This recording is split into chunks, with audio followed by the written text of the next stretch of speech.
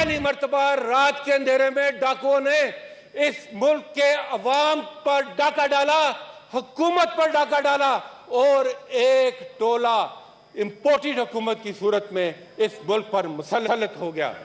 जनाब chairman, please order. अपने ही leader of the opposition Faisal साहब तशरीफ रखें प्लीज। फैसल साहब तशरीफ रखें प्लीज।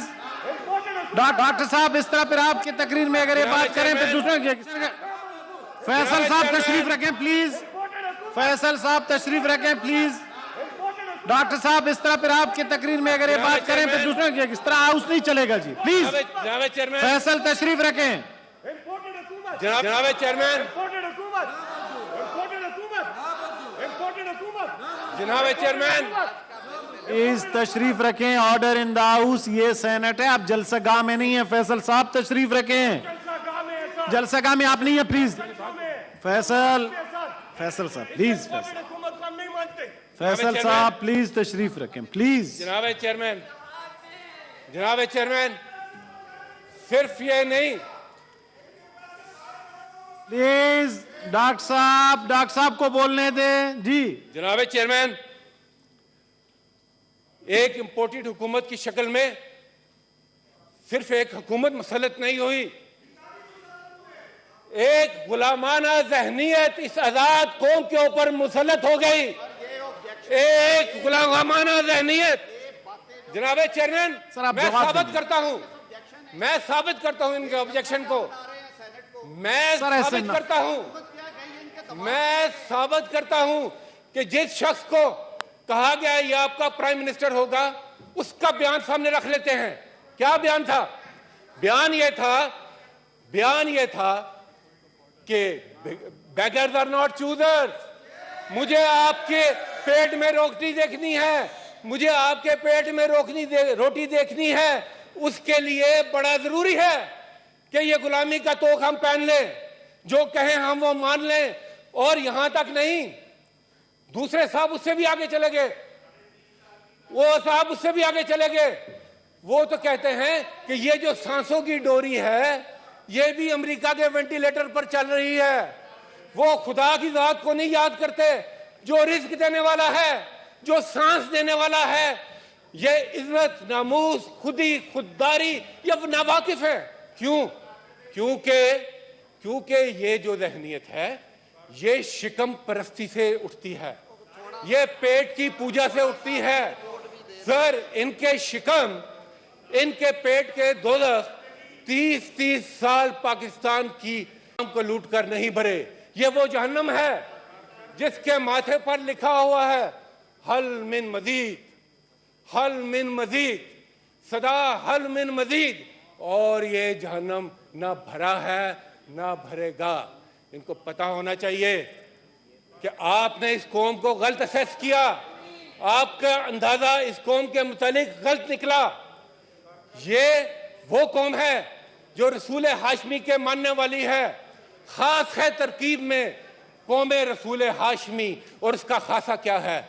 उसका खासा ये है कि वो पेट पर पत्थर तो बांध लेते हैं मगर अपना सर कभी किसी गैर के आगे नहीं झुकाते हैं। जनाब चेयरमैन, ये मुल्क बना था ला इलाहा इल्लल्लाह के नाम पर। हमारे बुजुर्गों ने ये सुना, ये देखा, हमने पढ़ा कि पाकिस्तान का मतलब क्या? ला इलाहा इल्लल्लाह। तेरा मेरा रिश्ता क्या? ला इलाहा इल्लल्लाह। और इसी पर थैंक यू सर। इसी को जनाब चेयरमैन मुझे बात करने दे। जनाब चेयरमैन, जनाब फैसल तशरीफ रखें प्लीज। फैसल साहब तशरीफ रखें प्लीज। फैसल साहब तशरीफ रखें। फैसल साहब प्लीज। जनाब चेयरमैन, ये मुल्क बनाया कायद ने, मगर जो मुल्क है वो दुनिया में एक मिसाल इस वजह से है कि ये एक नजरियाती मुल्क है। ये आम मुल्क नहीं है, नजरियाती मुल्क है। और जब मुल्क से नजरिया खत्म हो जाए तो फिर उसके वजूद बड़ा मुश्किल हो जाता है। वो नजरिया कहां से आया?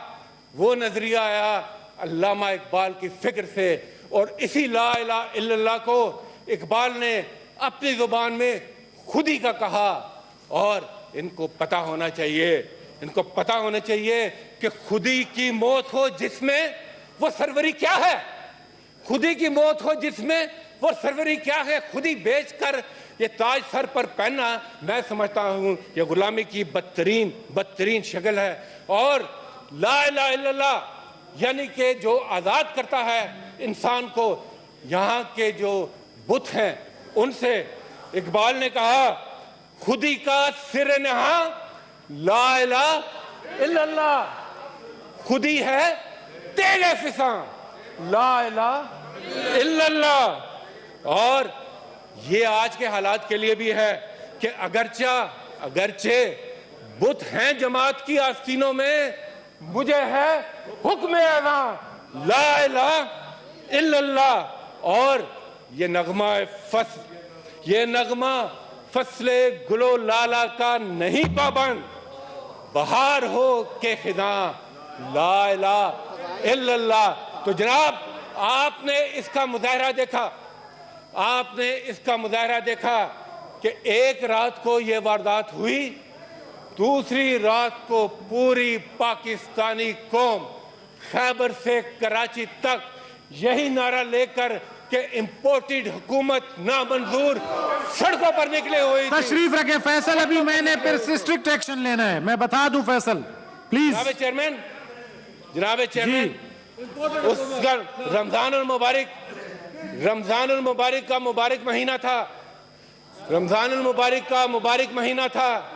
लोगों ने पाकिस्तान की अवाम ने रोजे रखकर इमरान खान की कॉल पर कूचा करिया गली गली मोहल्ले एक शहर से दूसरे शहर, एक सूबे से दूसरे सूबे तक जिस तरीके से वालहाना तरीके से आए और अपने जुनून का इजहार किया, सर वो नविश्ता दीवार है, पढ़ लो उसको पढ़ लो, जितना जल्दी पढ़ोगे उसी में इस मुल्क की आफियत है जनाब चेयरमैन। और इस कौम ने लोटो को हमेशा के लिए मुस्तरद किया।